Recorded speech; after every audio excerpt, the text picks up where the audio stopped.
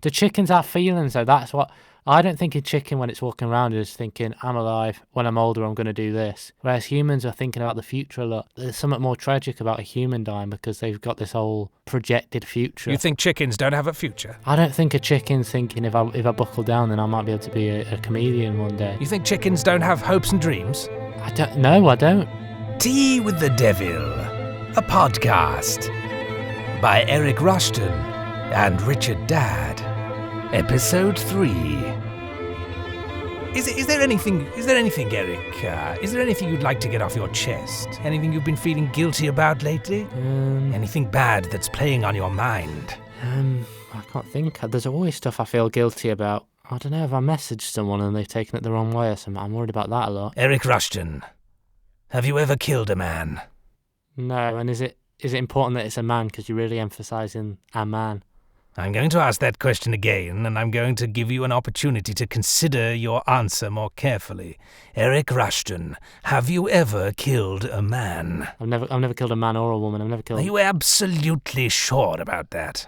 100%, yeah. Have you ever thought about killing a man? Sometimes in the throes of jealousy about love and romance, like, oh, you know, the girl I like's going out with someone else. I'm like, oh, imagine just killing him. You could, couldn't you? Never in it, even close to being serious about even thinking it. Why wouldn't you, though? Why not? Because someone's, you know, got a nice girlfriend doesn't mean they deserve to die. But why not kill them? Why not? Because who am I to end someone else's life?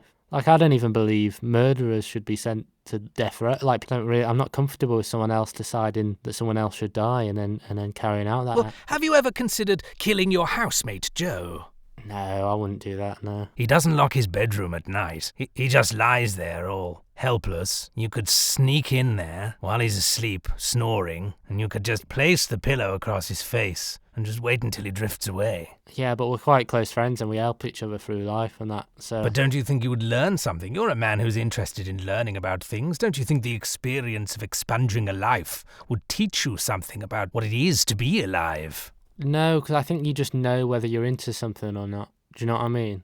I don't think you have to try everything to find out you don't like it. So I know I don't want to be a murderer, so I don't have to try it. Well, what about all those times that you have already killed people? Those 0 times. No, the times that you, Eric Rushton, were responsible for the death of another human being. You can't possibly tell me that those instances have slipped your mind, have they? They must have. What are you talking about? I'm talking about the deaths, Eric. When do you think this happened? Does it have a date? On Wednesday the 12th of October, 2012, you were late for school, and as you rushed along, you were beckoned from a doorway by an elderly man. His name was Oswald Greswold. Do you remember Oswald Greswold?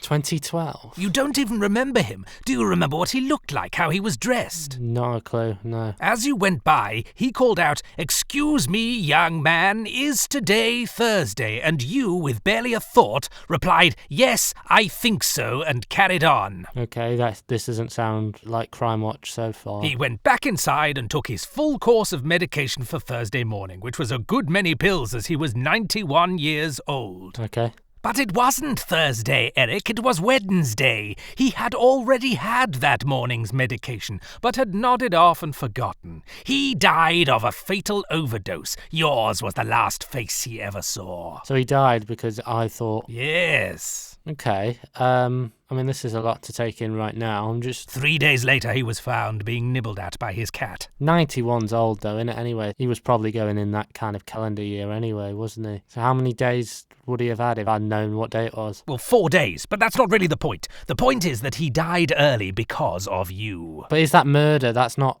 I'm not responsible. I'm not done active, and it's not even manslaughter, really. You were a young boy. You should have known what day it was. Why didn't you? I'll tell you why. Because the night before, Eric, you had stayed up late, hadn't you? Under the duvets with your laptop till 4 a.m. You had let your base passions get the better of you. Yeah. You didn't get enough sleep, so the next morning you were half awake. You didn't know what day it was, and so Oswald went to an early grave.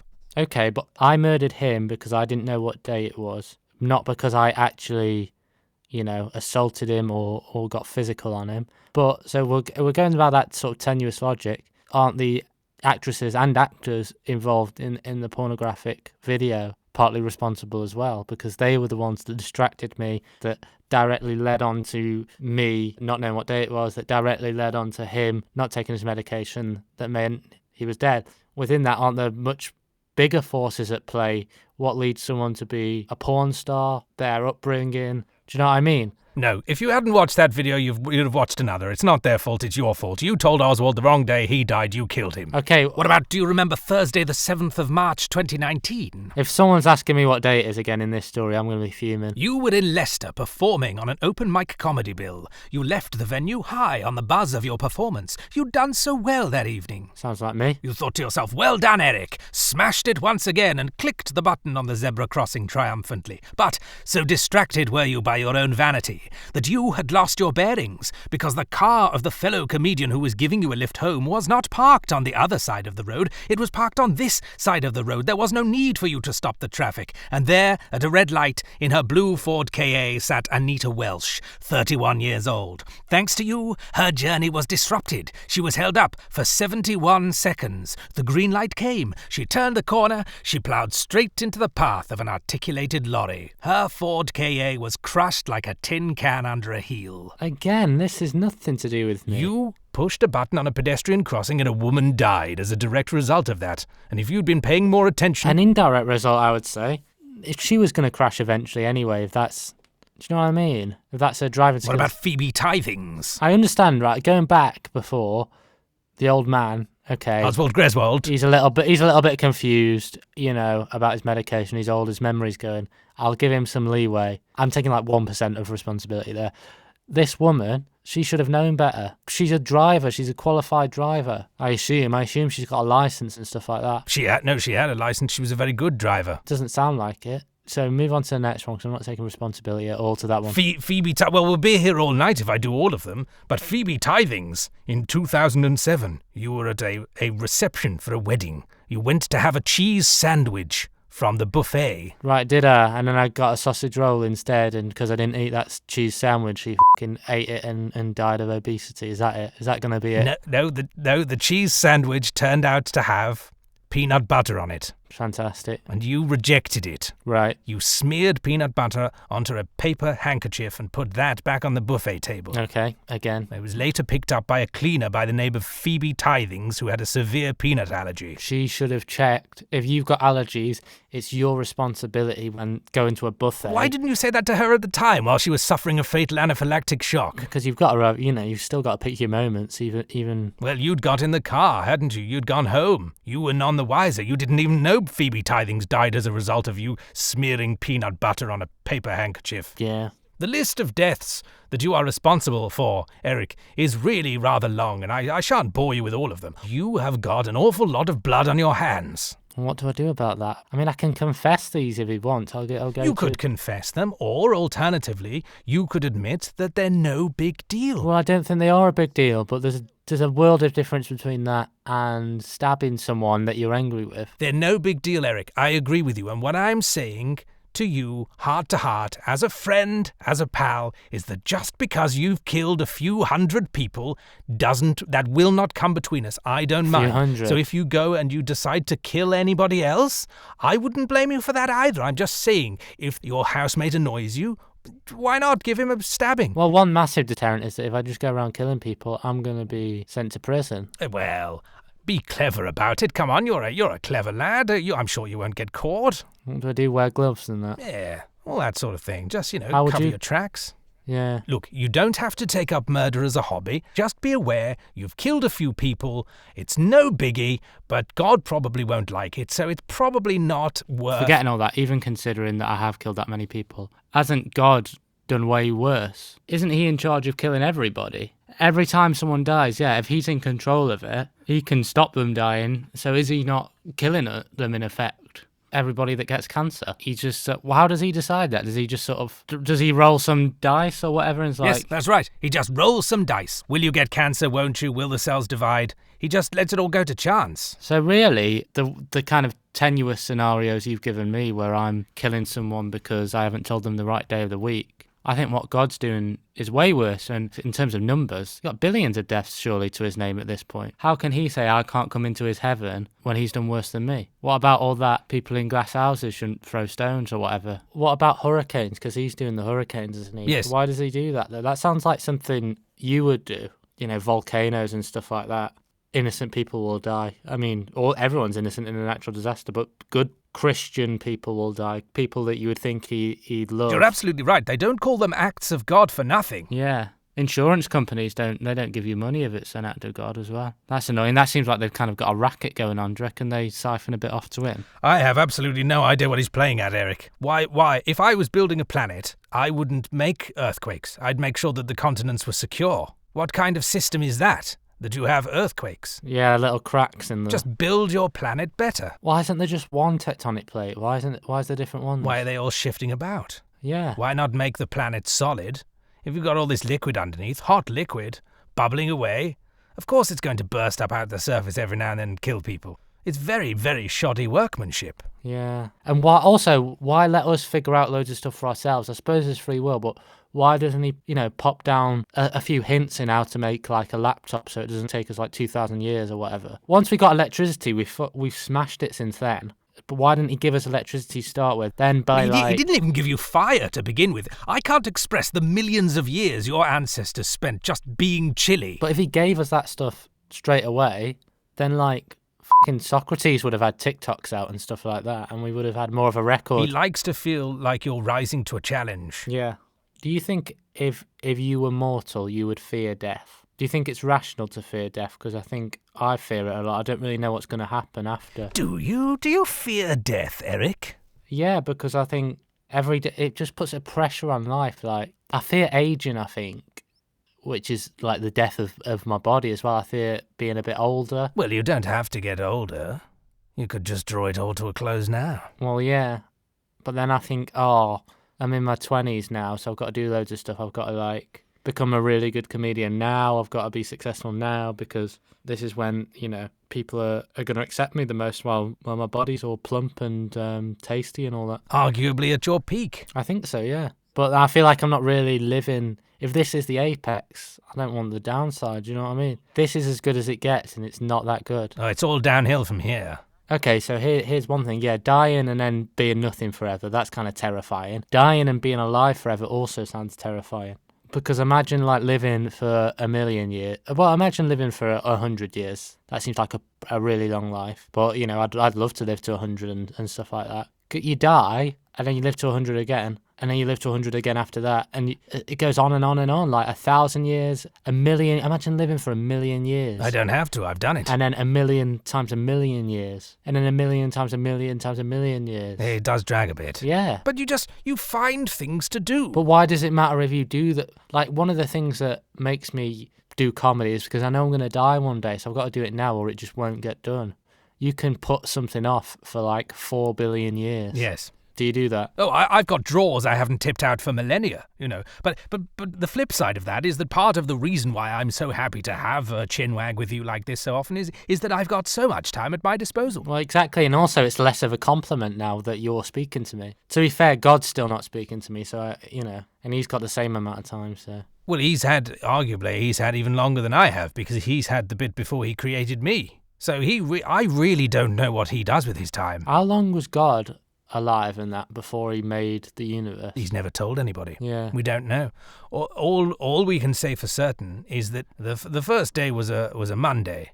That makes sense to start it there. And we've only really got God's word that there wasn't a Sunday before. Yeah. But everybody was, including me, we were all made after that, you see. So none of us know for sure. There could have been 3 weeks before the first day. And it could have been a Wednesday when he actually started We don't know. And he just said it was a Monday, yeah. What month was it? No one knows what month it was. January the 1st. Did he do it New Year's Day? Again, very convenient. 1st of January. I wonder what his New Year's resolutions were that year. Well, I suppose his New Year's resolution was to build a universe. Yeah, and he did it. But then, do you reckon he got to Blue Monday or whatever it is, that Monday where you kind of feel depressed and give up on life? I struggle with January. I love Christmas. He didn't even have Christmas, though, that first year, is he? Jesus hasn't been born. So he starts the universe and that. He gets Adam and Eve and that. Yes. How long was it before Jesus from there? Well, it was billions of years. No, isn't that the sort of scientists' kind of viewpoint. Have I never told you about the complication with dates? Is the Earth 6,000 years old? The Earth is not 6,000 years old. No, ask a geologist. You know, look at fossils, look at rocks. Why do some Christians think it is then? Because they've done their maths wrong. You're a strong mathematician, Eric. You must be aware. Yeah, I went to study mathematics at university, yeah. Indeed, and you know that when you go to a restaurant and everybody's trying to divvy up the bill, everybody comes to different conclusions. Yeah. It's exactly the same with theologians. So is it not written down in the Bible that... No, the age of the universe has been determined incorrectly by human beings who have added up the ages of the various people who are named in the Bible. However, they have got their sums wrong. Right, okay. Fair enough. I guess I'll still maybe get some marks for working out. You know what the cause of part of the maths problem is, don't you? The definition of a day is the rotation of the Earth in one turn. And quite simply, for the first billions of years of existence, the Earth turned incredibly slowly. Really? You know how it says that on the first day God created this, on the second day he created that, and he did it all in 7 days? Those 7 days were, by modern terms, billions of years long. I thought how was he going to do it? It's very deceptive, isn't it? Yes, in that first week he did the dinosaurs, he threw an asteroid down, he scrubbed all that out, he tried again, there was lots of evolution going on. His drafting process in that first week was to evolve creatures from sea creatures through to kind of monkey-type creatures, your ancestors, the cavemen, and then he built the first human beings, in inverted commas, who were Adam and Eve. But of course there'd been lots of drafts before Adam and Eve. Is that evolution then? That's right. Well, I mean, think about it. You know the illusion of stand-up comedy when you go up and you say things as if it's the first time, but actually there've been lots of drafts before. You've got to work on it. Yes, I respect God for that. He kind of... what did he put with jokes? I sometimes sort of personify them in my head, but they're not real things. I'm not killing my jokes off, but those prototypes of humans, what did he do with them? And he just killed them when he realised, like, 3 legs wasn't good and that. Well, yes, they're all there in the fossil record. And, you know, he was trying out dinosaurs. That was the first plan. Would he have happily have had a civilization of dinosaurs then? That was the intention, yes. He was going to send down his dinosaur son, and he was going to have a whole dinosaur Bible and all the rest of it. But the dinosaurs just couldn't get the hang of language. But didn't he sent a big meteor and killed all the dinosaurs because it wasn't working out? Yes, that's right. But that's like when I scrunch up a bit of paper because my jokes are shit and I'll just angrily throw it in the bin. That is exactly what he did. He just absolutely rage quit. Do you know, like, rage quitting on like FIFA is where you're like playing online and you're losing like 4-0 or something and you just turn off your Xbox. He's essentially did that with the dinosaurs. Yes, that's right. Flipped the table. Yeah. So he's got a temper on him. He's certainly got a temper on him. I mean, all those dinosaurs blotted out, barely given a chance. And none of this makes it into the Bible, you know? He just brushes over it. He doesn't mention the dinosaurs. He doesn't mention the asteroid. Have you ever thought about bringing out a book as a kind of alternative history? Sort of in time for the Christmas season, then people can make their own mind up. Well, thank you. I'm really glad that you like the sound of that, because I've been thinking for some time that I ought to do a sort of autobiography, Definitely. Tell my side of the story, you know, give a different slant on things. But you do realise, Eric, that in order for me to do that, I do need to do what God did, which is to have a prophet on earth who can be my mouthpiece and start up a church. Why haven't you done that? Seeing as you like the idea, Eric, do you fancy being my prophet? No. Oh, come on. No. You were all up for it a moment ago. You were saying what a good idea it would be. Well, why don't you consider keeping it in the family line like he did, though, having a son? Having a devil Jesus. I really rather like the idea of having a prophet who could spread the word of Satan. I really am keen on this idea now you've brought it up. Eric... But I'm saying don't have it as me. Do what he did and kind of... Yeah, but think about it, Eric. Impregnate a virgin or something and do it that way, because then, you know, I don't have to... Cause, you don't have to what? Well, it's going to be a lot... I'm going to get a lot of shit coming my way if I start spreading your message around. Oh, no, I don't know if I'm up for that life. But, Eric, think about it. You're in an absolutely perfect position. I can't believe we've never thought of this before. You do stand-up comedy. You go around the country, you go into pubs and clubs, places where people are open-minded, you bust taboos, you're persuasive, you get away with being a bit cheeky, a bit naughty, you say the unsayable, you know, you challenge. But if I suddenly got all preachy, kind of might take away from the comedy of the like, oh, is he trying to sell us a message as well? Your comedy is not light. Your comedy is not flim-flam. It's got meaning. Yeah. You know, there's profundity in your work. Quite layered. And perhaps what we should really do is use that as a conduit to spread the word of Satan. I'll think about it. I don't know. Next time you're in one of the venues you play, next time you're in the Hollybush, say, Yeah. I reckon you could probably persuade some people in there to worship the devil. I think you've already got most of them on your side anyway, haven't you? But other places, the Glee Club, Yeah. or... more of a mainstream audience, I guess there'd be. Yes, people who are sometimes harder for me to reach. Yeah. And then you could stand at the door when people are filtering out with some pamphlets, say, have you heard the good news about Satan? You know, you could put your social media on it as well. Okay, yes, I suppose if I can put my handles on there. Of course you can. Your Twitter, your Facebook, your Yeah. YouTube, your TikTok, your Instagram. All of them, yeah. My mailing list as well. I like people just on my general mailing list, my website, get my blogs. There's lots of different ways of consuming Eric Rushton. And Is if you- Jesus, just while we're sort of on the subject, is he God or is he like a separate entity? Is he like fused back with God? Oh, you want to talk about the Trinity? Yeah, because Jesus is God, isn't he? But then in heaven, are they like, Jesus sat next to God? Is there like a big throne or whatever? And God's on there and Jesus is like sat next to him? Or is Jesus just like back to being God again? I tell you what it's like. You know old married couples, and they can't you have a conversation with one of them and the other one answers. It's a bit like and they've that. got their own kind of little cliquey jokes. They are absolutely interminable company. You know what they'd be good on? What's that? The celebrity version of Gogglebox. That'd be brilliant, actually, if they were a Gogglebox family. I love Gogglebox. Maybe me and you. I'd be up for doing that with you more than spreading your message around. Okay, so instead of preaching the word of Satan, we maybe do some kind of social media project. Yeah. Eric and Satan watching some videos. I would be up for that, yes. Because then, like you said, like I said, it's people can get put off by preachy stuff, but I'm happy for you to get your message in. You know, if you kind of subtle with it, I'm happy with that. I really like the sound of this, yes. Yeah, well, I've got some videos we can watch on the dark web. So not like... there's beheadings, people blowing up, people on fire, people kind of tying kittens into bags and throwing them in canals, that sort of thing. We could do a commentary on all of these. No, I meant more like Coronation Street or something. Coronation Street. Something a bit more normal. Like, does anybody die in it? EastEnders is more the one where a lot of people die, but murder's depicted in art quite a lot and in novels. On and Netflix, people like to watch documentaries about serial murders. killers, yeah. We could watch some of those documentaries and do a commentary. I don't really like serial killer documentaries. Oh, there's some brilliant ones. It's just it's so final when you kill someone. I'd have to be really sure. I'm very indecisive as a person. Anyway, like I would struggle. Like I was in Aldi earlier, the supermarket. There was a frying pan that I wanted to buy. Yes. This isn't me going into a bit. It's a hack bit that comedians talk about, the middle aisle. Are they all going to hell, by the way, if they've done one of those middle aisle bits? Because I really hope so. All of the observational comedians who make jokes about the middle bit in Aldi, they're all going to heaven. Yeah, and the ones that say about, isn't it funny how fast they scan the items? Yes, at the checkout. But I'm actually telling this story because it happened. This doesn't have to be. I just happen to be there. The point is, I'm indecisive. I was trying to buy a frying pan. I did get it in the end, but I just think with killing someone, if I'm going to kill someone, I have to decide that I'm definitely going to hate them forever. Do you know what I mean? But murdering somebody can be an act of profound love. If you love somebody so completely that you feel the need to possess them, if you bludgeon them to death and then keep them just slowly decaying in your bath, I for think example. that's possessive. That's not love. You can have them in your bed, you see, and cuddle them at night. Not for me. That's not love. Love shouldn't have anything to do with ownership, I don't think. Do you know what I mean? You don't own someone. You never own someone.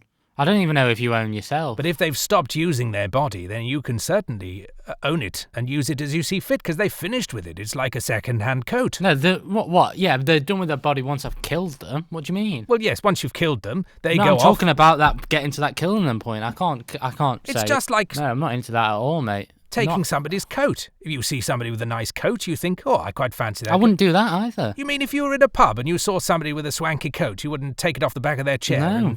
No. I haven't, know... Well, where do you get your coats? Shops and that. Well, it's a very expensive way of doing it. Yeah, but you don't have to buy coats that often. You can get... I suppose you could shoplift them as well if you wanted to. That's not right for me.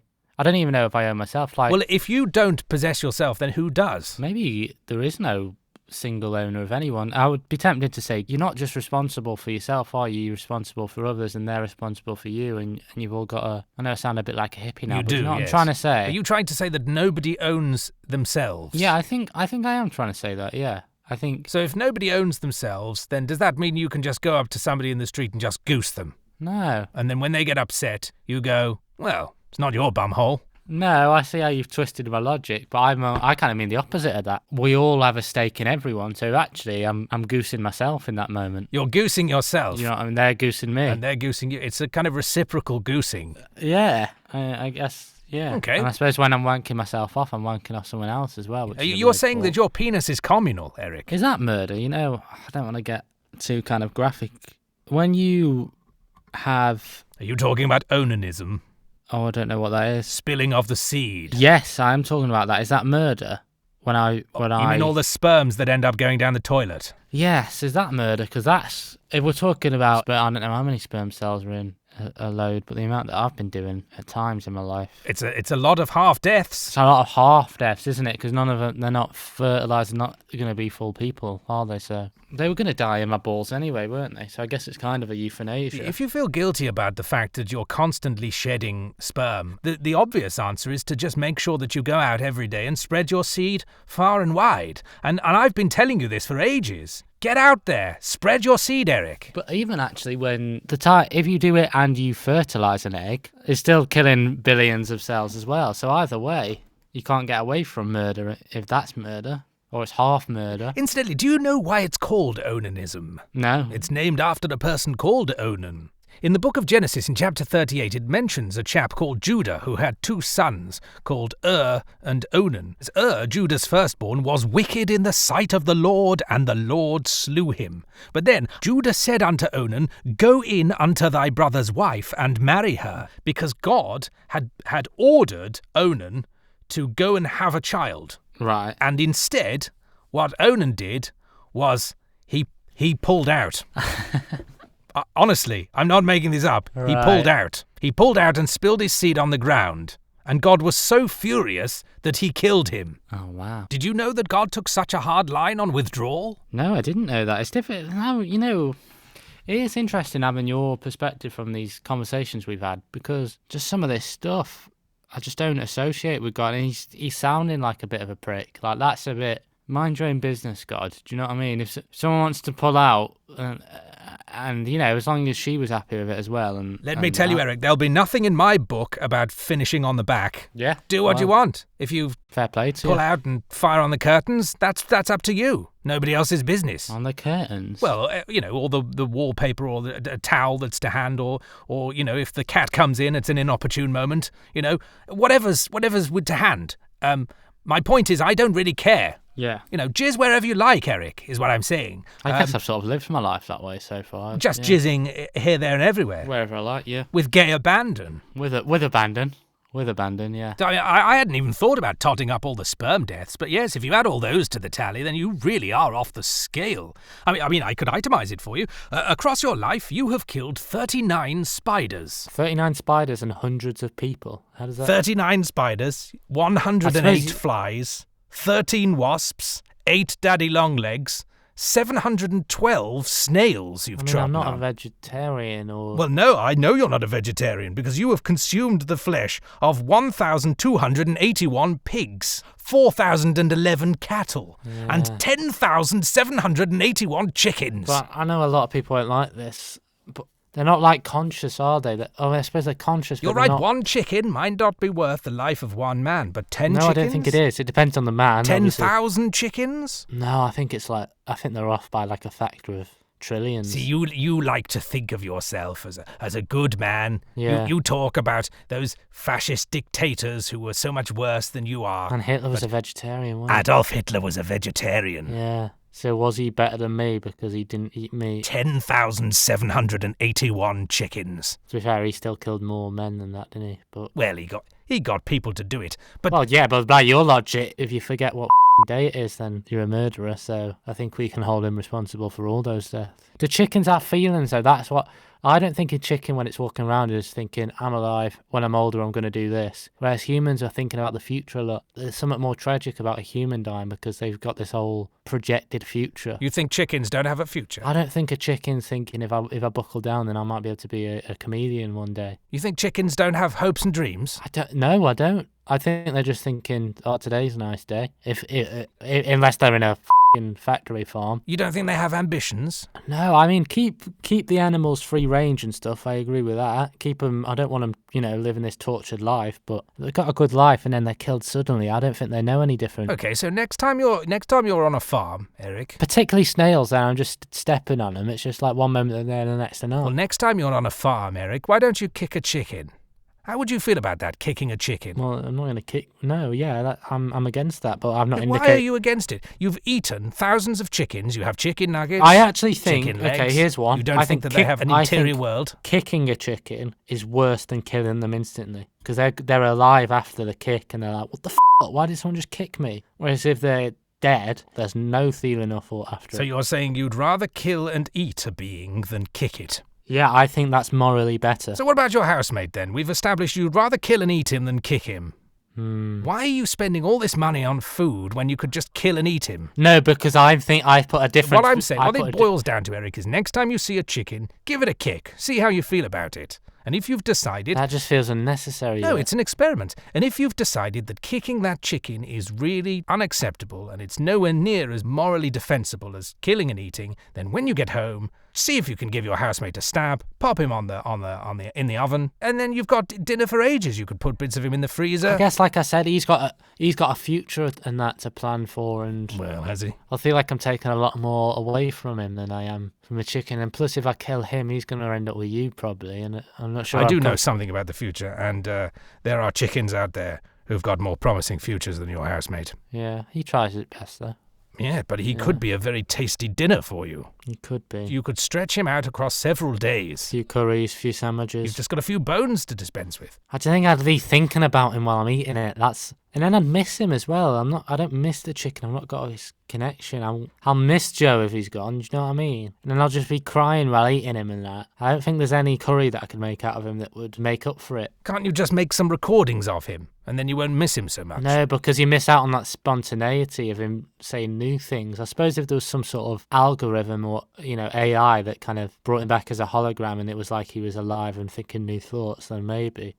Maybe I could kill someone if I knew I could get them back in hologram form. There we go. I'm so glad we've reached a conclusion. I'm happy to meet you in the middle on that. Excellent. Yeah. So when holograms are finally invented, you'll be happy to kill and eat your housemate. Splendid. Well, I think this has been a very productive conversation, and I'm glad that we've reached... I do feel like I've learned a lot, so... I feel like thank you. I've learned a lot about you, a lot about myself, and a lot about your housemate.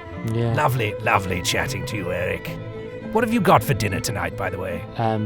Chicken curry. I better add to the tally then. Yeah, put an extra one on there. It's not going to make much of a difference now, is it? You've been listening to Tea with the Devil, the podcast with Eric Rushton as a poor lost soul, and Richard Dadd as Beelzebub, Lord of the Flies. The music is Nocturnal Shadows by Anna Maria Olson. Join us again next time